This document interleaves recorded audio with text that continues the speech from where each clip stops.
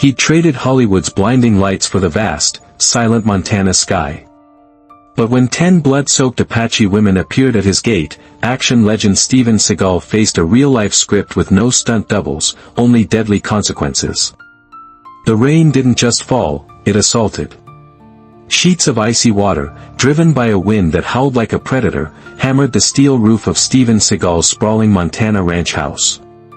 For 8 years, this sound had been his symphony of solitude, a welcome barrier between him and a world he had deliberately and violently divorced. He sat not by a fireplace, but on a simple woven mat in the center of his dojo, the heart of the house. The room was stark, minimalist, polished cypress floors, shoji screens filtering the storm's chaotic light, and a single katana resting on a stand, its lacquered sheath gleaming like a sliver of frozen night.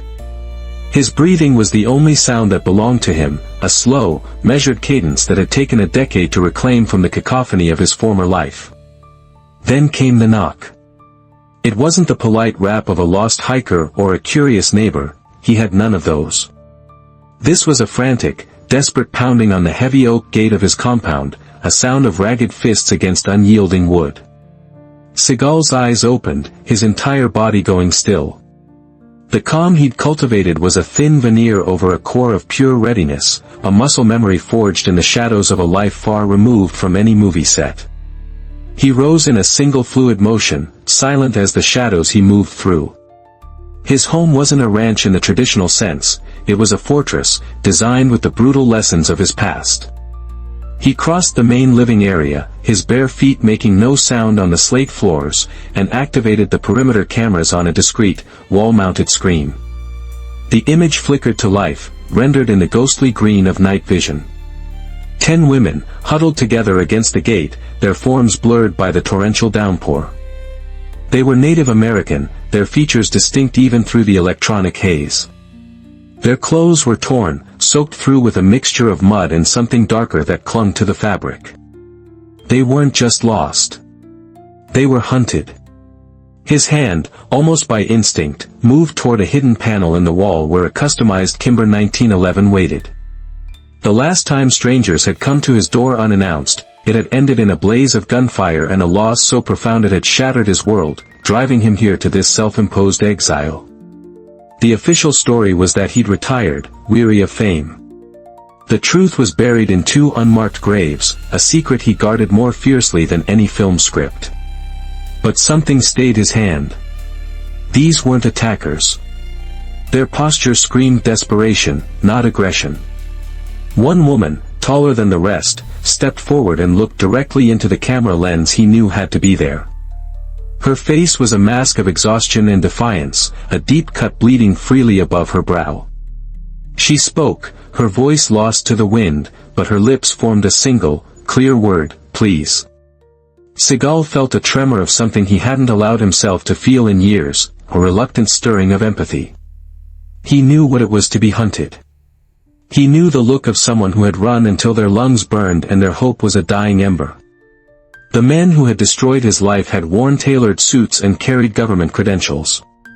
He wondered what kind of monsters chased these women through a storm that could kill a bear. He walked to the main door, his mind a cold, calculating machine weighing the risks. Opening this door meant letting the world back in. It meant abandoning the one rule that had kept him alive, trust no one. But leaving them out there was a death sentence, and some part of him, the part he thought long dead, wouldn't allow that. He keyed a code into a small panel, and with a hiss of hydraulics, the heavy bolts slid back. The door swung inward, revealing the group in the flesh. The smell of wet earth, cold fear, and coppery blood washed over him. The tall woman stood at the front, her dark eyes locking onto his. They held no plea, only a stark assessment. "We need shelter," she said, her English precise, each word carved from the storm itself. "Just until the storm passes.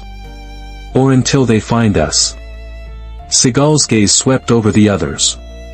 One was a girl, barely 16, clutching the arm of an elder whose face was a roadmap of sorrow.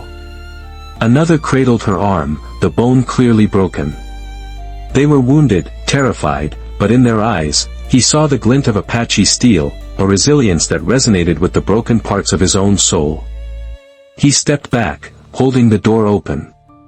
"Get inside." The word hung in the air, a bridge between his dead world and their dying one.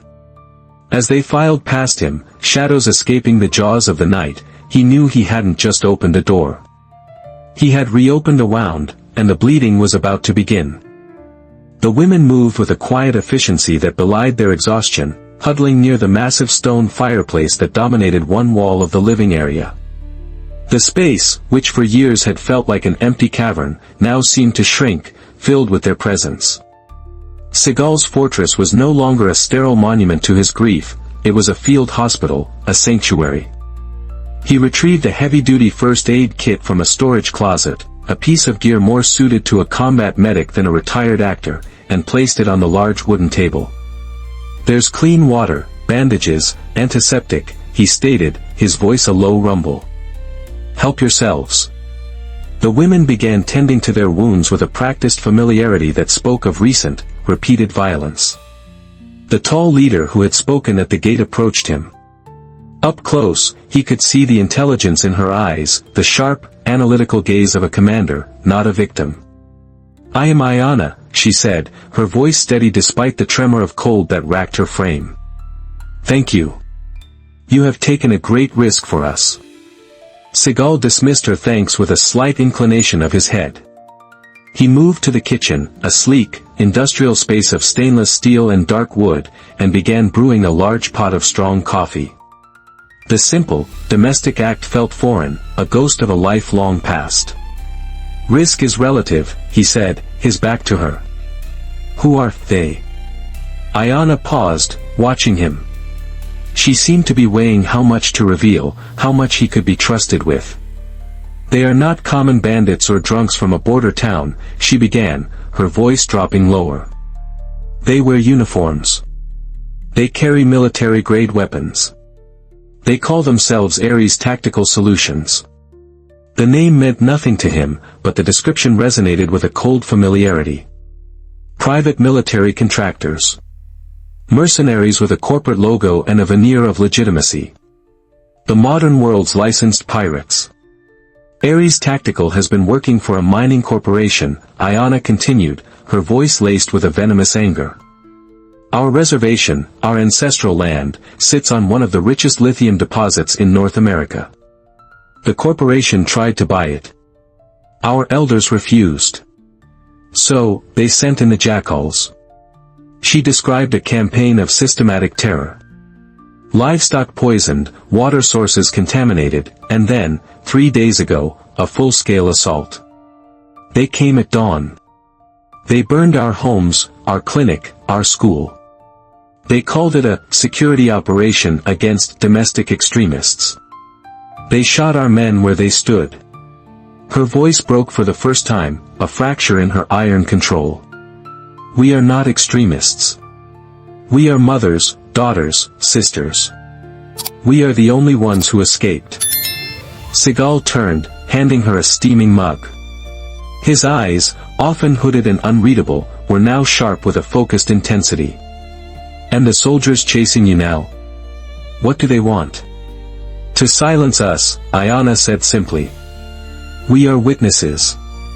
As long as we are alive, we can testify to what they did. Their leader, a man they call Colonel Heston, cannot allow that. The man leading this pursuit is his second-in-command, a butcher named Thorne." The scenario was sickeningly familiar. It was the same playbook of corporate-sponsored violence he had fought against in the shadows for years, the very work that had cost him his family when an operation went public. He had tried to expose a similar network, and they had retaliated not by coming for him, but for his wife and daughter. They had made it personal. Ares Tactical had just done the same thing to Ayana and her people. He led her to the dojo. "You said they were soldiers. Are you fighters?" Ayana's gaze fell upon the katana resting on its stand. "We are survivors," she corrected him. "And survival has taught us to fight. Our ancestors fought the cavalry with bows and knives.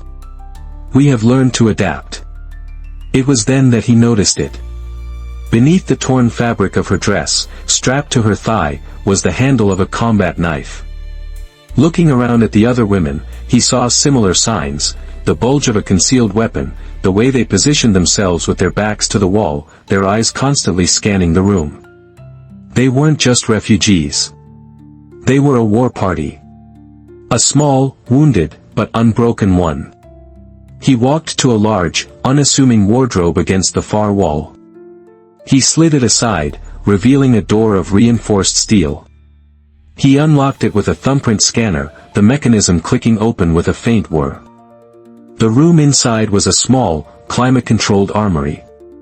Racks of modern firearms, shotguns, carbines, precision rifles, were mounted on the walls, alongside cases of ammunition and tactical gear. Ayana's eyes widened slightly. This was no movie prop collection. This was the arsenal of a professional. Colonel Heston and his private army have brought their war to my doorstep, Seagal said, his voice as cold and hard as the steel in his hands as he lifted a Benelli M4 shotgun from its rack. They have made a grave mistake. Tonight, we will teach them the price of that mistake. The hum of the approaching vehicles was a low thrum that vibrated through the floorboards, a sound of mechanized predators closing in. Seagal, watching the night vision monitors, saw two heavy-duty tactical trucks grind to a halt just outside his main gate. Doors opened, and a dozen figures, clad in black tactical gear and armed with short-barreled rifles, disembarked with practiced efficiency. They moved like a pack of wolves, spreading out to form a perimeter. "Thorne's team," he said, his voice a calm monotone that cut through the tension in the room. Ayana stood beside him, her borrowed bandage a stark white against her dark skin. The other women had armed themselves, some with the modern firearms he provided, others with their own deadly blades. "They're overconfident," Ayana observed, her eyes narrowed on the screen. "They are moving like they're raiding a farmhouse, not a fortress." "Arrogance is a fatal flaw," Seagal replied. He turned to the women. "Stay away from the windows. They'll expect us to be terrified, to make mistakes. We will do neither. We control the engagement. They are on my ground. They will play by my rules." A voice, amplified by a bullhorn, sliced through the storm. "Steven Seagal. This is Commander Thorne of Ares Tactical Solutions. We know you're in there. We know who you're sheltering. They are fugitives from justice. Send them out, and we will overlook your involvement." Seagal almost smiled. The empty courtesy, the thin veil of legality. It was classic corporate thuggery. He didn't answer. Silence was a weapon, and he wielded it with precision. Thorne waited a moment, then his voice returned, stripped of its false civility. "Fine. Have it your way. We're coming in." The assault was swift and professional. Two men placed a breaching charge on the main gate. Seagal watched them on the monitor, his face impassive. He let them work. Let them believe they had the initiative. The charge detonated with a deafening blast, splintering the heavy oak and sending shrapnel flying. The moment the gate was breached, the house plunged into darkness. Seagal had cut the main power, switching to a silent battery backup that powered only his monitors and a few key systems. The PMC team, relying on weapon-mounted lights, now had their vision reduced to narrow, dancing cones of white in a sea of black. They advanced in two fire teams, moving up the long driveway toward the house. "Ayana, the west flank is yours," Seagal commanded softly. "Use the terrain. Make them bleed for every foot of ground." Ayana and four of her warriors slipped out a side door, melting into the storm-lashed landscape they understood instinctively. Seagal and the remaining women waited inside. He had positioned them in a lethal crossfire, hidden in alcoves and behind heavy furniture. He stood in the shadows of the entrance hall, the Benelli held at a low ready. The first fire team reached the porch, stacking up by the front door. The point man kicked it open and stepped inside, his rifle's light cutting a swath through the darkness. For a split second, he was silhouetted against the storm. It was all Seagal needed. The shotgun boomed, the sound deafening in the enclosed space. The blast of buckshot threw the man backward off the porch. Chaos erupted. The remaining soldiers, blinded by the muzzle flash and disoriented by the instant loss of their point man, opened fire blindly into the house. Bullets chewed through walls and shattered a large vase, but the shots were wild, panicked. From the darkness, Seagal's voice, amplified by the house's acoustics, seemed to come from everywhere at once. "You are trespassing." Another soldier, braver than the first, charged in. From a darkened archway, an Apache woman lunged. She moved not with military training, but with the fluid grace of a predator. Her knife flashed, a silent arc of steel that found a gap in the soldier's body armor beneath his arm. He gurgled and fell, his light flickering out. Outside, screams echoed from the west flank. Ayana's team had engaged. They used the landscape as their primary weapon, ditches, trees, the blinding rain. They were ghosts, striking and vanishing before the soldiers could acquire a target. The professional PMC operators, trained for urban warfare and desert patrols, were completely out of their element in the primal chaos of the Montana wilderness. Commander Thorne, directing the assault from one of the trucks, realized his plan was catastrophically failing. Enraged, he grabbed his rifle and charged toward the house himself. "Useless," he bellowed. "I'll kill the old man myself." He was a big man, muscled and powerful, and he stormed into the house expecting to find a cowering actor. Instead, he found Seagal waiting for him in the center of the living room, standing perfectly still, the shotgun now discarded.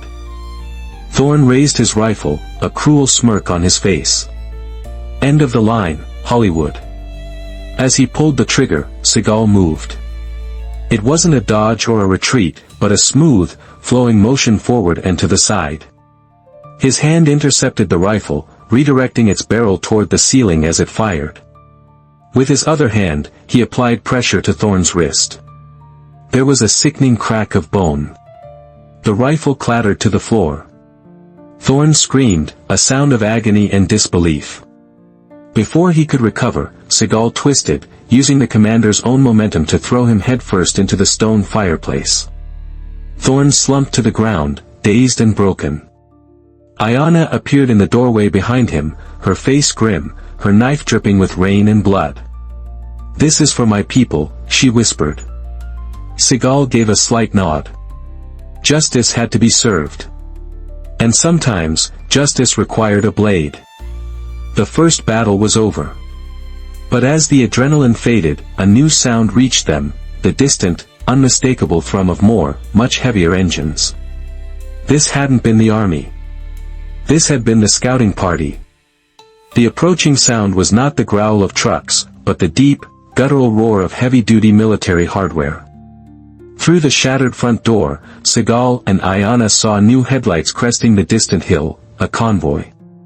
At its lead was an armored personnel carrier, flanked by at least half a dozen more tactical vehicles.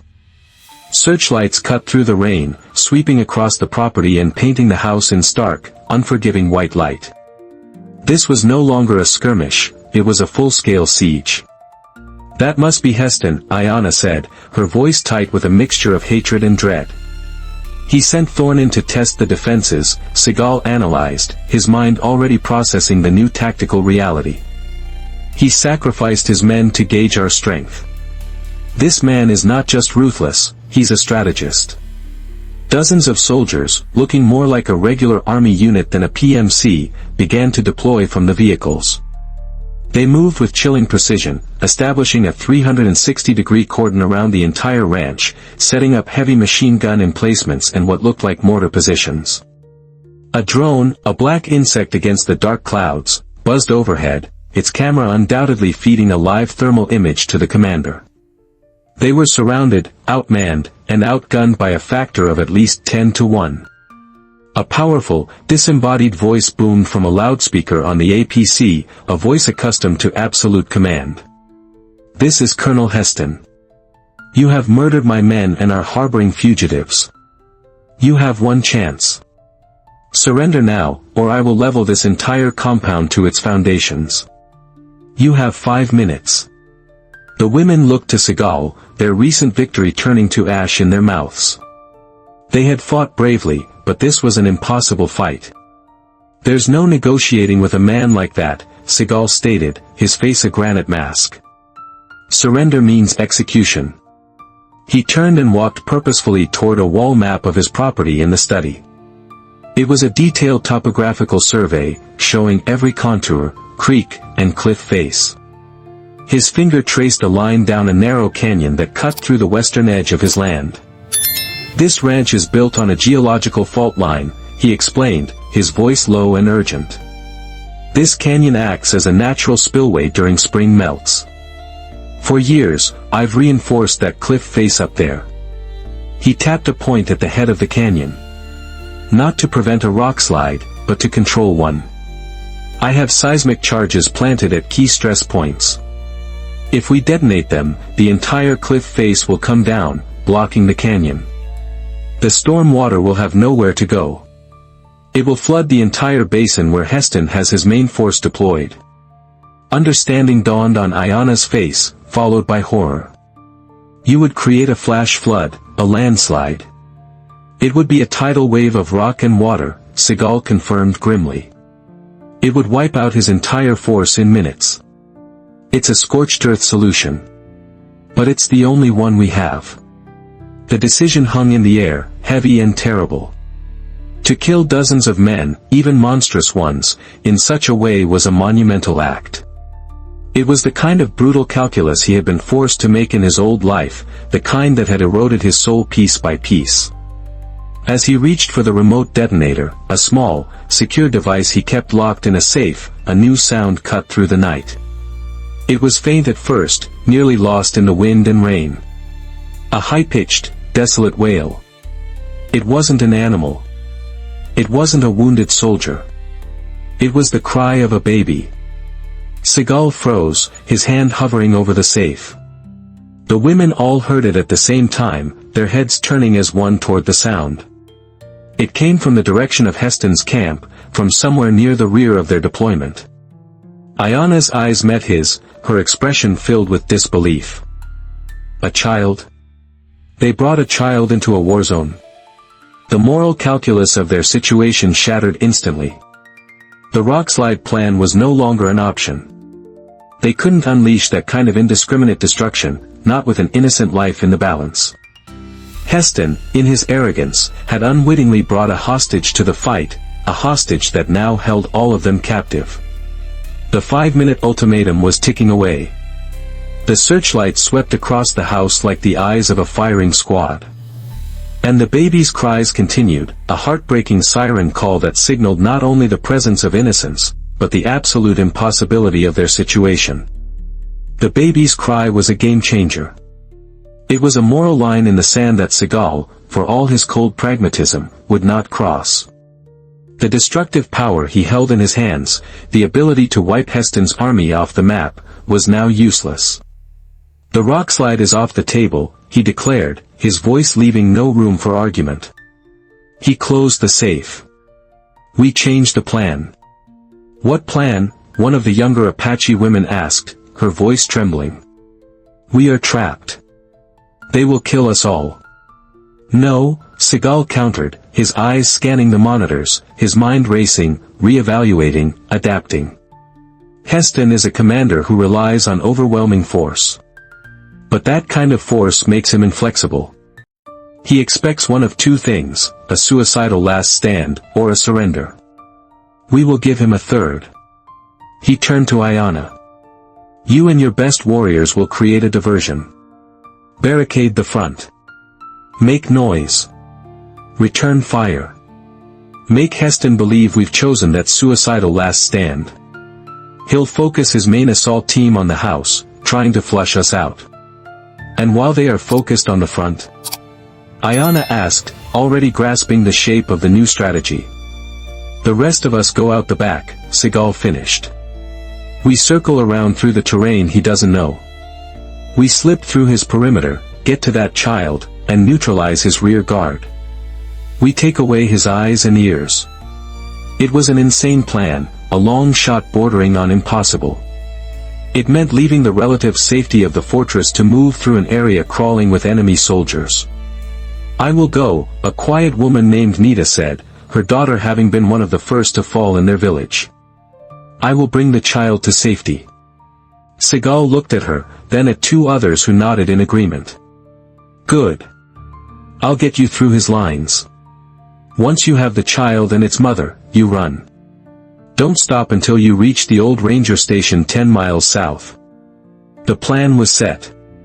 As Ayana and her team began dragging heavy furniture to barricade the front windows, creating a chaotic and desperate scene, Seagal led Nita and the others to a sub-basement. He opened a tunnel exit hidden beneath a floor grate, an emergency escape route that emerged in a deep, wooded ravine 100 yards from the house. "Move low and silent. Use the storm as cover. I will be right behind you," he whispered. They slipped into the night. Seagal followed, a ghost in the darkness, his senses on high alert. The world became a matrix of sounds and shadows. The snap of a twig, the distant shout of a soldier, the rhythmic sweep of the searchlights. As expected, Heston's attention was fixed on the main house, where sporadic gunfire from Ayana's team had now begun, drawing the PMC forces like moths to a flame. Seagal led the women on a circuitous route, using creek beds and thickets for cover. He moved with a preternatural awareness, guiding them around enemy patrols they never even saw. Finally, they reached the edge of the rear camp. It was a small logistical hub, a comms truck, a fuel tanker, and a supply wagon. Beside the wagon, a young woman, no older than 20, was desperately trying to soothe a crying infant. This was Lena, a civilian tech coerced into the mission. Two guards stood nearby, looking bored and irritated by the noise. Seagal signaled for Nita and the others to wait. He picked up a stone and tossed it into the bushes 20 yards to the left of the guards. They tensed, raising their rifles. "Go check it out," one muttered. As his partner moved to investigate the sound, Seagal emerged from the darkness behind the remaining guard. There was no sound. No struggle. A swift, precise movement, a hand over the mouth, a sharp twist. The guard crumpled silently to the ground. Before the second guard could even turn around from his pointless search, Seagal was on him, a dark phantom that disarmed and neutralized him with a single, brutal sequence of Aikido movements. He approached the terrified young woman, Lena. "I'm not here to hurt you," he said in a low, calming voice. "We're getting you and your child out of here." Tears streamed down her face as she nodded, clutching her baby. Nita and the other women emerged from the shadows. "We will protect you," Nita promised her, her voice firm but kind. As they guided Lena and the baby into the safety of the woods, Seagal turned his attention to the comms truck. He slipped inside, and with the practiced ease of his former trade, he disabled their entire communication array, cutting Heston off from his command network in the outside world. But as he exited the truck, a new figure appeared in the clearing. A young man in an officer's uniform, holding a pistol with trembling hands. He had Heston's eyes and jawline. It was his son, sent to the rear for safety. "Don't move," the young lieutenant stammered, trying to project an authority he didn't feel. Seagal didn't raise his hands. He simply stood there, a formidable, unmoving presence. "You have a choice, son. You can be like your father, or you can choose to be a man."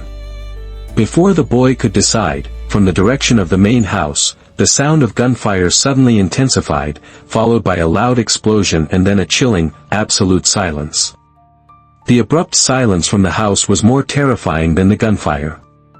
Young Lieutenant Bradley, Heston's son, flinched, his pistol wavering. Seagal seized the moment of hesitation.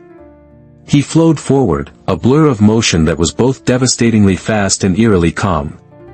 He disarmed the boy with a wristlock that brought a cry of pain, spun him around, and held him in a controlling grip, a human shield. "Your father's game is over," Seagal said, his voice low and dangerous in the lieutenant's ear. "Now you're going to help me end it." He half-marched the young man back toward the besieged house. As they emerged from the tree line, they saw the aftermath of the firefight. Ayanna and her warriors had held their ground, but at a cost. 2 of the women lay motionless on the muddy earth, their sacrifice having bought the time needed for the rescue. Ayanna herself had a fresh wound on her arm but stood defiant amidst the bodies of several PMC soldiers. Heston, seeing his son held captive, roared with fury through the loudspeaker. "Release him! Release my son, or I swear I will kill every last one of them." "You've lost, Heston," Seagal yelled back, his voice carrying with natural power. "Your communications are down. Your rear guard is gone. And your son has seen the truth." He looked down at the terrified young officer. "Did you know, Lieutenant?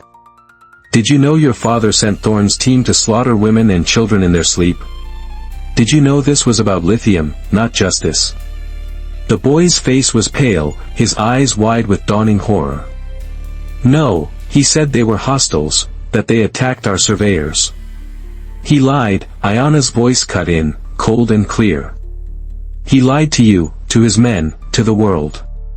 Just as he lied about the wells he poisoned and the families he burned.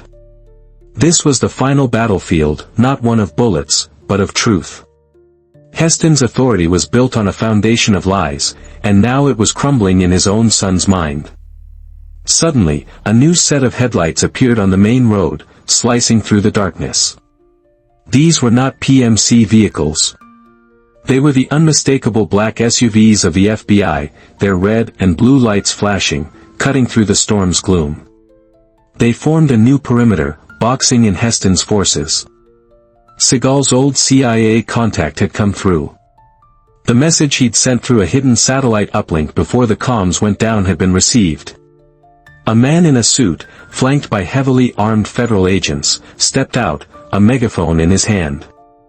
"Colonel Heston. This is Special Agent Davies, FBI. Your contract has been terminated by federal order. You and your men are to lay down your weapons immediately. You are under investigation for crimes committed on sovereign tribal land."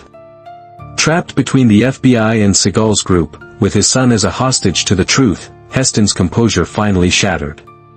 He saw his empire, his reputation, his freedom, all of it vanishing. In a final act of insane rage, he raised his own rifle, aiming it at Seagal and his son. But Lieutenant Bradley had made his choice. He twisted violently in Seagal's grip, not to escape, but to knock his father's aim aside. The shot went wide, and in that instant, FBI agents swarmed forward. Heston was tackled, disarmed, and taken into custody, his roars of fury echoing impotently across the ranch. Dawn broke, painting the ravaged landscape in hues of gray and pale gold. The siege was over. In the days that followed, Lieutenant Bradley's testimony, corroborated by the Apache survivors and the terrified logistics tech Lena, blew the lid off Ares Tactical's criminal enterprise. The investigation reached high into the corporate and political spheres, exposing a web of corruption. Ayanna and her people were granted federal protection and reparations. Justice, paid for in blood, had finally been served. Seagal stood on his porch, watching Ayanna and the surviving women prepare to leave. They were being relocated to join relatives in a safe territory, their future secured. "What will you do now?" Ayanna asked him, her eyes holding a deep, quiet respect. "Your solitude is broken." He looked at his home, scarred by bullets and memories, then at the distant mountains. The hollow man who had hidden here for 8 years was gone. In his place was someone who remembered that fighting for something was what gave life meaning. "I have one last thing to do," he said. He glanced over at Lena and her baby, who were being cared for by an FBI medic. A witness and her child need a guardian angel to make sure they get to Denver safely. Ayanna smiled, a true, warm smile. "The world still needs men like you, Seagal." "More than it knows," he replied. As he prepared to leave his fortress behind, not as a fugitive from his past but as a protector of the future, he knew his war wasn't over. It had just begun. The shadows were still out there, and some men were made to walk in them. Not to hide, but to hold the line. The story of the ranch siege became a quiet legend. It taught us that even when a hero retreats from the world, the call to defend the innocent is never truly silenced. Steven Seagal wasn't just an action star, he was a man who, when faced with real evil, chose to write his own script, one where justice, not vengeance, had the final word. What would you have done in his place? Let us know in the comments, and please, always comment with respect for everyone's opinion. If you enjoyed this story of courage and redemption, make sure to subscribe and hit that notification bell, because our next story will take you even deeper into the heart of what it means to be a hero.